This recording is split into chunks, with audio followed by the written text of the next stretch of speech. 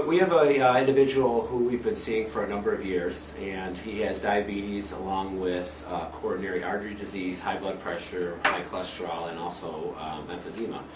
And his sugars have been slowly getting worse, so we recently instituted insulin therapy on him. Patient lives part of the year here and part of the year in South Carolina, and so it's been hard to try to have him send his glucose logs. So he was one of our first patients that we decided to approach for the patient portal. And so before the portal, he would write down his sugars, he'd go to a local office max and then send out and fax his logs, which would take a few days for us to get it and then to respond, where now him or his wife sends us his updated logs on a weekly or every 2-week basis, and then we adjust his insulin.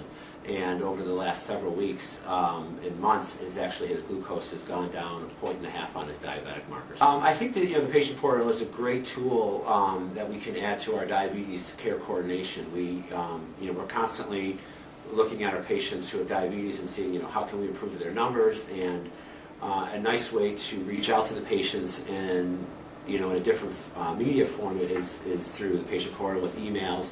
I think it can improve kind of the one-on-one connection that we have, where they can ask questions and we can send them information like handouts. We can send them links to websites that we think that are good tools for the patient, so then they can kind of do their own homework and then send us back some feedback.